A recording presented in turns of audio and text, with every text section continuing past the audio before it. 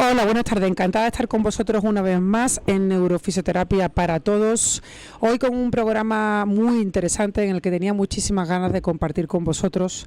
Vamos a entrevistar al médico investigador Miguel Muñoz Sáez, con una trayectoria excelente en el Instituto de Biomedicina de Sevilla, pero prefiero que él nos cuente un resumen de cuál es su currículum. Buenas tardes, Miguel.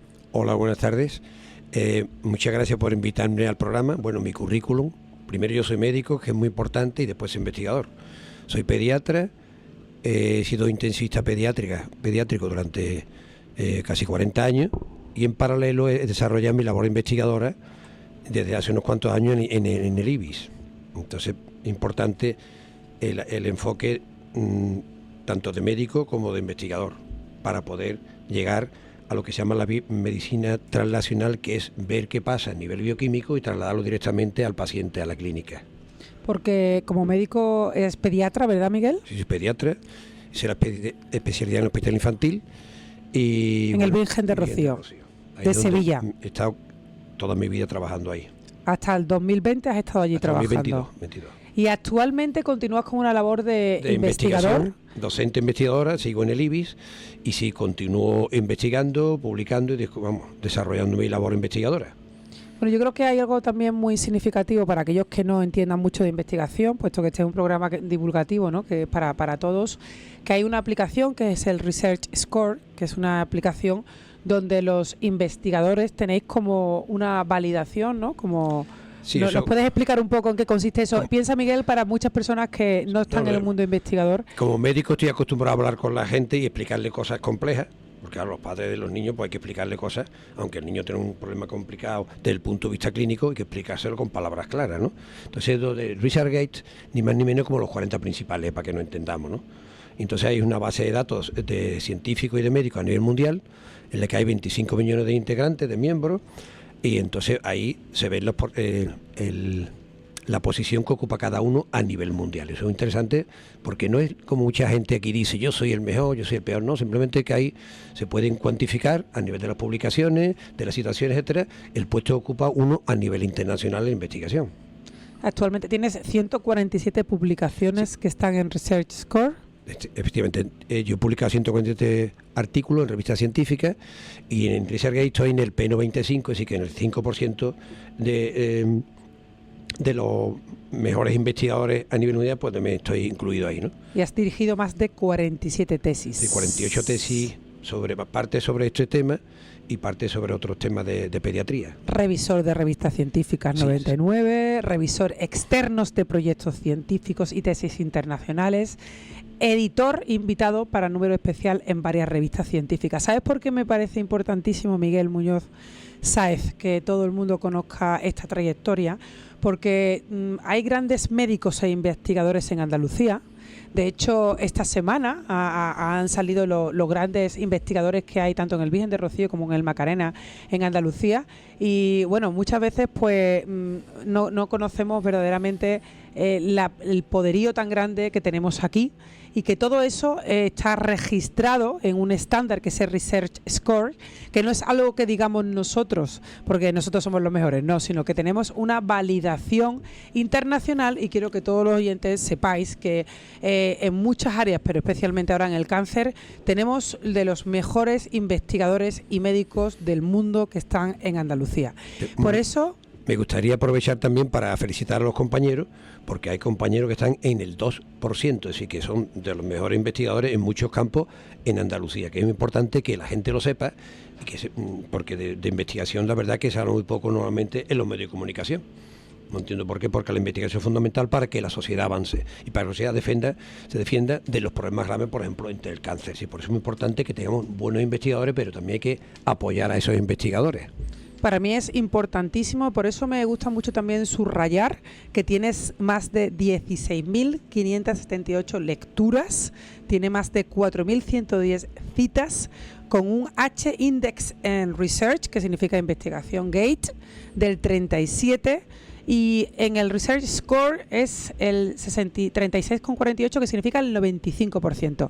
¿Por qué subrayo esto? Dirán los oyentes. ¿Por qué tanto interés en hablar? Bueno, pues porque es muy importante, como dice Miguel, que sepamos la labor tan importante que tiene la investigación en Andalucía, el valor que tiene y cómo se mide. No solo son palabras, todos son números, todo se cuantifica y todo se cuantifica a nivel internacional. Y vamos a proceder a lo que me parece importantísimo. Esta semana, como sabéis, el 19 de octubre se ha celebrado el Día Mundial del Cáncer de Mama y además nos ha acompañado con una noticia muy polémica y problemática debido al screening del cáncer de mama, que todo ha suscitado un atraso en el diagnóstico, los políticos, muchos aspectos negativos. Pero hoy Miguel nos va a presentar algo positivo en todo lo relacionado en este momento con el cáncer de mama. ¿Qué opinas, Miguel, sobre esto?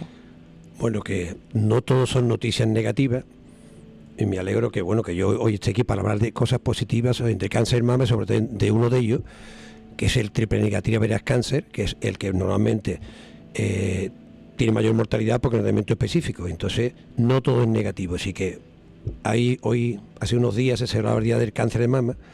A mí me gustaría un día que se va el día en el que se acabó el cáncer de mama en vez del cáncer de mama, y que la gente tiene un enemigo que es el cáncer de mama, tanto mujeres como hombres, porque lamentablemente algunos hombres también tienen cáncer de mama, y que nuestro enemigo es el cáncer. No entre nosotros nos tenemos que tirar los trastos, sino que tenemos que luchar entre todos contra el cáncer, en este caso el cáncer de mama. Y yo, cuando quieras, os comento, el artículo se publicó en julio de este año, una revista científica de cáncer, sobre el descubrimiento que se ha realizado. Estos últimos avances se han presentado en el mes de julio y se ha publicado un artículo en inglés en el que habla del uso de la Prepitan durante la quimioterapia y su asociación con la supervivencia en mujeres que han sufrido cáncer de mama temprano. El autor es Eduardo Botteri, de Nat Cancer Institute, y este artículo de la Universidad de Monash se ha hecho eco y me gustaría que nos aclararas brevemente este artículo y su importancia, Miguel. Bien, en primer lugar decir que el artículo se ha publicado en la revista Journal of the National Cancer Institute, que es una revista muy importante del mundo desde el punto de vista científico del cáncer. Y con respecto al artículo, que es exclusivamente de cáncer de mama, se hizo un seguimiento de 13.811 mujeres durante un periodo de 10 años y para ver si tenían relación. Prepitan es un medicamento, pues ya hablaremos con él, que se utiliza desde hace 21 años para el nausea de los vómitos por la quimioterapia. Y entonces, sorprendentemente, en el seguimiento que han realizado estos investigadores, observaron que en el cáncer de mama, que había sido tratado con tratamiento para el náusea de los vómitos con la Prepitan, vieron que en el cáncer de mama en general, el 11% tenían un 11% menos de metástasis y 18% más de supervivencia. Pero en el caso del cáncer de mama triple negativo, que es el cáncer de mama que tiene peor pronóstico y más mortalidad, se encontraron una cifra sorprendente. Así que vean, un 34% menos de metástasis y un 38% más de supervivencia. Es algo tremendamente, que es una noticia muy interesante. Y Miguel, ¿qué llevó a los investigadores a pensar que podía ser la Prepitan? Bueno, ellos, el estudio que hacen, simplemente son epidemiólogos, no son científicos básicos. Entonces lo que estudian es una cohorte, una serie de personas. Entonces vieron que personas, mujeres con cáncer de mama que no habían tomado Prepitan, y las compararon con personas mujeres que habían tenido Prepitan. Entonces vieron esa cifra, que es una cifra muy esperanzadora. Ahora también interesante, que no es que era la medicación para los vómitos, porque la gente dice, ay, mira, yo estoy tomando otro tipo de antiemético. No era el antiemético, es Prepitan, que tiene un médico específico, que ya hablaremos, si no en este programa, otro programa, sobre cuál es el mecanismo por el cual la Prepitan tiene actividad antitumoral, que nosotros la hemos demostrado hace muchos años, pero que evidentemente... Tema interesantísimo que vamos a ver en el segundo podcast de este programa, porque vamos a tener la suerte de poder seguir indagando. ¿Qué tipo de estudio? Era un estudio experimental, pero ¿cuál es la muestra? ¿Cuántos pacientes se incluyeron en esta investigación? Pues se incluyeron 13.811 mujeres, y el periodo fue un periodo de estudio durante 10 años. Vamos, que es una muestra muy importante, ¿no? Que no es una muestra pequeña. ¿Y los primeros resultados, Miguel? No, lo que ellos han hecho es un seguimiento de estas señoras con cáncer de mama durante 10 años, y entonces compararon unas señoras que habían tomado aprepitán y otras que no habían tomado aprepitán, y vieron esos resultados sorprendentemente esperanzadores. Así que en el triple negativo de cáncer, que es el peor pronóstico, el que más mortalidad tiene, más metástasis producen, un 34% menos de metástasis y un 38% menos de mortalidad. Eso es increíble, porque se dio aprepitán a una dosis que se utiliza para las náuseas y los vómitos. Aprepitán se utiliza para náuseas y los vómitos a una dosis de 125 gramos al día, primer día, segundo 80, tercero 80. Esas dos son pequeñas. Digo pequeñas porque en el año 1998 Mark Caramel colaboró en la revista Science, una revista muy importante, un científico, en un ensayo multicéntrico, vieron que aprepitán a 300 miligramos al día, 300 digo que es más del doble que la dosis máxima de aprepitán para los vómitos, vieron que tiene efectos antidepresivos como la paroxetina, como el Prozac, pero que los efectos secundarios a 300 miligramos al día eran como el placebo, así que no tenía efectos secundarios, que es muy, muy importante. ¿Qué significa? Que si en vez de darle a las señoras 125, 80, 80, 20, 300 miligramos al día de aprepitán, por resultado habrían sido tremendos, porque evidentemente hay una base, hay un soporte científico que avala el porqué de estos resultados. De hecho, ellos en la discusión del trabajo, que también pues citan 4 trabajos de nuestro grupo de investigación, que son la base del porqué aprepitán tiene ese efecto terapéutico junto con en terapia coadyuvante, aunque en este caso sea para las náuseas y los vómitos, en el tratamiento del cáncer con quimioterapia. Así que ¿Y hay otros medicamentos que también han podido ser con medicamentos antieméticas? No. En el estudio concluyen de que no existe ningún otro medicamento que se haya administrado, ni antiemético, otro tipo, que hayan modificado el curso evolutivo de las personas con cáncer de mama, que eso también es una de las conclusiones que se hace, ¿no? Que no es una cosa fortuita, sino que es una cosa que se y que lo han demostrado, ¿no? Y como científico serio que eres, y me consta, y el rigor que tienes a la hora de investigar, ¿qué limitaciones debemos de tener en cuenta en este artículo? Más que limitaciones, todo lo contrario, porque si ellos han hecho un estudio epidemiológico solamente para ver qué pasa y se ve y han visto qué pasa, pues imagínate si el estudio fuera dirigido y ya conociendo qué es lo que pasa y cómo pasa, en vez de una dosis más baja a dosis más alta, porque es interesante. Nosotros lo hemos demostrado también a nivel in vitro, in vivo, que la quimioterapia que se utiliza en el cáncer de mama triple negativo, como son la doxorubicina y el cisplatino, son 2 quimioterápicos, pues el cáncer de mama normalmente muchas veces es resistente. Sin embargo, cuando tú le das aprepitán, se hace quimiosensible, sí que es muy fuerte. Así que aprepitán lo que hace es producir que se produzca una quimiosensibilidad del cáncer de mama, así que te pueden tratar y te pueda curar, pero aparte de los efectos secundarios graves. ¿Eso significa que los protocolos de tratamiento tenían que modificarse, Hombre, Miguel? evidentemente hay que hacer estudios, ensayos clínicos, para demostrar que eso es así y llevarlo directamente a la clínica. Es importante lo de repurposing. Repurposing son medicamentos que se utilizan en clínica y que se reposicionan en otra indicación terapéutica, porque es que ya es un medicamento que no es un agente no conocido, sino que llevan 21 años usándose en clínica. Entonces, ¿se están planificando ensayos clínicos? Y en esos ensayos clínicos se introduce el ensayo aprobado desde el 2005. Miguel, háblame de este punto tan importante. Lamentablemente, no hay proyectado ningún ensayo clínico en ningún sitio del mundo. De hecho, en el artículo se hablan que habría que hacer cosas, no hablan de eso. Nuestro grupo de investigación se nos aprobó un ensayo clínico el año 2005, si hace 20 años, del tratamiento de aprepitán para pacientes con cáncer. Si hace 20 años que ya nosotros intentamos hacer el primer ensayo clínico. De hecho, estuvo Mercy Arpandón, la Consejería de Salud de aquella época, y no llegamos a nada porque la multinacional no quería nada más que dar 375 miligramos al día. Entonces, evidentemente, para curar el cáncer necesita un poco más, o con terapia coadyuvante, como se ha demostrado. Porque me consta que ya fue a Parlamento, que fue a Consejería. Eso fue en el 2014. Aprobado, en el 2014 fue otra vez de nuevo. Se llevó al Parlamento, se hicieron unas preguntas al Parlamento. La consejera de aquel momento, en el Parlamento se hizo una pregunta, dijo que sí, que se iba a hacer, que se comprometía a que se hiciera.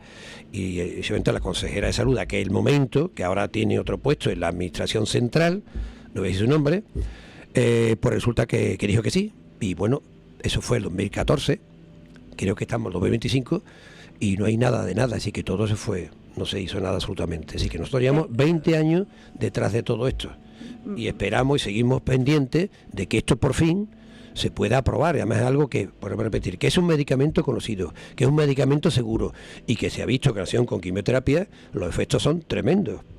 Y Miguel, desde el punto de vista, o sea, que el paciente que ahora mismo nos está escuchando, una paciente que ha tenido cáncer de mama o que tiene cáncer de mama, sin crearle falsas expectativas, ¿qué crees que este hallazgo debería de enseñarle a ella?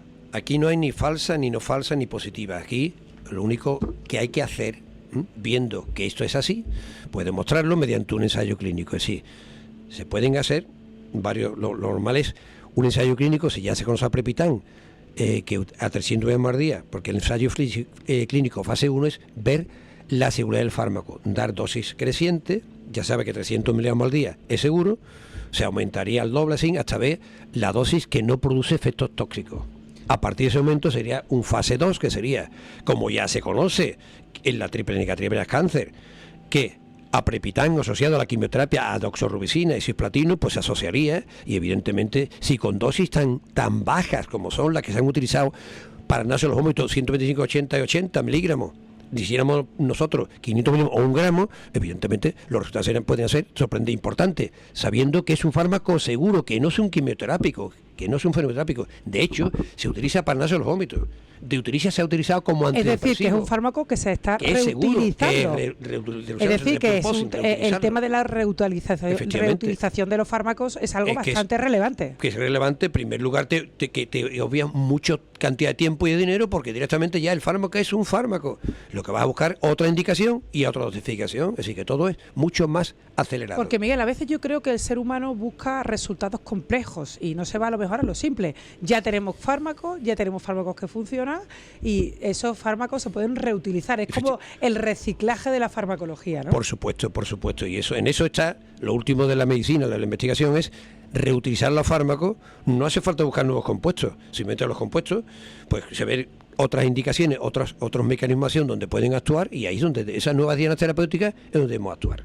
Hay una cosa interesante que me gustaría hablar también de un artículo en la discusión de este artículo del publicado en esta revista científica en julio.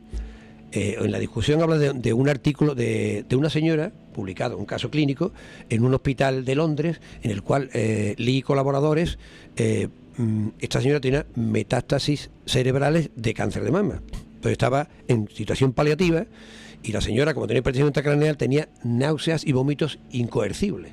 Entonces empezaron a ponerle Aprepitant, le pusieron Aprepitant, estuvieron con Aprepitant 80 miligramos al día durante 6 meses, y después otros 3 meses estuvo con 125 miligramos cada 3 días. Bueno, en la clínica de la señora mejoró desde el punto de vista del naso de los vómitos, también clínicamente mejoró bastante, y lo interesante, a esa dosis tan baja y sin otro tipo de medicación, un biomarcador específico de cáncer de mama bajo de 188 a 122. ¿Qué significa? ¿Qué hubiera pasado si se hubiera dado más dosis? Estamos hablando de que tenemos un medicamento que es seguro y que hemos visto, se está viendo ya que yo pienso que había que replanteárselo, porque lamentablemente, voy a dar unas pequeñas estadísticas, lo que actualmente pasa en el cáncer en el mundo, ¿vale? En el cáncer en el mundo cada año se producen 20 millones de cáncer, y la gente no sabe que 10 millones se van a morir, se mueren. Eso es mucha gente. Sí que el COVID, en 3 años murieron 7 millones, pero es que cada año se mueren 10 millones de cáncer de personas en el mundo.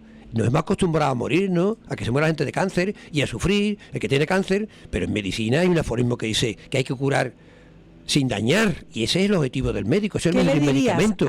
¿Qué le dirías a una mujer de cáncer de mama que ahora te está escuchando? Hombre, yo creo que a la mujer de cáncer de mama que habría que luchar para que buscar financiación para que se haga el ensayo clínico, que tanto luchar para que hay que buscar soluciones, que acaba con el cáncer. Y no es lo mismo tratamiento del cáncer eficaces como los antibióticos. Cuando al principio no había antibióticos, pues la gente se moría de infecciones. Pues actualmente esto puede cambiar mucho. Así que incluso se puede reutilizar, así que la quimioterapia, que es algo deleterio, porque lamentablemente la quimioterapia es de las pocas cosas que hay con efectos secundarios, pues la quimioterapia tiene un efecto secundario tremendo. Así que no es selectivo de nada, así que lo mismo mata, sean tumorales que sean normales. Así que una persona se puede tiene un efecto secundario que se puede pasar de todo, y que puede hasta morirse. Bueno, pues resulta que si se reutiliza con aprepitant, todos los efectos secundarios lo puede contrarrestar el aprepitant, como son la nefrotoxicidad, la hepatotoxicidad, así que contrarresta todos los problemas graves de la quimioterapia. Y aparte de eso, hace que se quimiosensibilice el célula tumoral, así que puede el fármaco quimioterápico que la célula tumoral es resistente se haga sensible. Así que podemos acabar con el cáncer de mama, pero importante. Lo fundamental en ciencia es demostrar la cosa, pero claro, hay que hacer un ensayo clínico. Un ensayo clínico hace falta financiarlo. O las multinacionales, o las administraciones, o las asociaciones, sin financiación, y estamos muy cerca del cambio. Yo solamente diría que entonces, Miguel, estamos muy cerca ya de, igual que históricamente, antiguamente uno se moría por un resfriado porque no había penicilina, hoy en día me atrevería a decir que no muy tarde, a lo mejor ya el cáncer ya es curativo en muchos... Probablemente estemos muy cerca de eso, pero para eso, no que sean palabras, sino se han hecho, hay que hacer el ensayo clínico. Así que no es solo las palabras las que permanecen, sino son los hechos. Y para eso, nosotros llevamos 20 años detrás de un ensayo clínico. Así que es que no podemos hacer otra cosa. No más que publicar, descubrir, etcétera, pero no hace falta la última parte es el ensayo clínico, que demuestre todo esto. Y que la humanidad se pueda beneficiar, entre ellos las mujeres de cáncer de mama. Entre ellas, todas las mujeres de cáncer de mama. Y los hombres también con cáncer de mama, perdón. Y los hombres también, que también hay un hombre que tiene cáncer de mama. Efectivamente, porque también hay un porcentaje elevado pequeño, pero lo hay, y también tienen derecho, como todo el mundo. Bueno, entonces yo creo que hay un tema muy importante también, que estás hablando de la reutilización de los fármacos, no solo en esta área del cáncer de mama, también después en la segunda parte vamos a hablar de la sustancia P y de muchos fármacos que se utilizan. Ahora deciros que esta primera parte del programa de radio, que se emite en 95.1 FM, también se emitirá en Spotify. Nos encontráis en Neurofisioterapia para Todos, al igual que en iVoox, en LinkedIn y en YouTube. Nos podéis encontrar en Onda Capital. Deciros que esta segunda parte del programa vamos a hacer una parte más divulgativa, donde también vamos a hablar de algo que para mí me parece importantísimo, que es la sustancia P, esa sustancia que hace que se inflame y que esa inflamación crónica, como sabéis, la inflamación y la oxidación da lugar a muchos problemas en el cuerpo humano, y tenemos que hablar de cómo evitar que esa sustancia P se cronifique en el cuerpo, cómo evitar que haya un antagonista, un oponente a que eso no evolucione y se prolifere. Así que me gustaría que nos despidiéramos, Miguel, que nos quedan 2 minutos de esta primera parte del programa, dejando un mensaje claro para todas aquellas personas que quieran luchar por la curación del cáncer de mama. Bueno, a mí me gustaría que, ya que conocen todo lo que hay publicado y que estamos muy cerca, que hay que luchar porque se haga un ensayo clínico, porque hay que ser optimista, pero claro, sin financiación, sin demostración de... Pues la verdad. Y te dirá una mujer que está en la Asociación de Cáncer de Mama, ¿cómo lucho yo para que haya un ensayo clínico desde el portal del paciente? Yo soy médico y científico, desconozco, porque yo llevo 20 años intentando ensayo clínico, no sé, pero sí que tiene que haber instancias, la administración, la farmacéutica. La unidad hace la fuerza, Miguel. Entonces, seguro que si todas las mujeres se unen en esa asociación contra el cáncer de mama y todas solicitan esa ayuda de que se hagan ensayos clínicos para poder resolverlo, entonces seguro que se puede conseguir, ¿no? Que sea específico de usar aprepitant como terapia coadyuvante en el cáncer de mama. Eso es fundamental, ¿vale? Eso es lo que yo pediría. En este caso. Pues buenas tardes. En breve entraremos con nuestra segunda parte para todos aquellos que quieran enlazar y escuchar en días diferentes. Ya sabéis que en Spotify, en iVoox nos encontráis. Muchas gracias. Muchas gracias.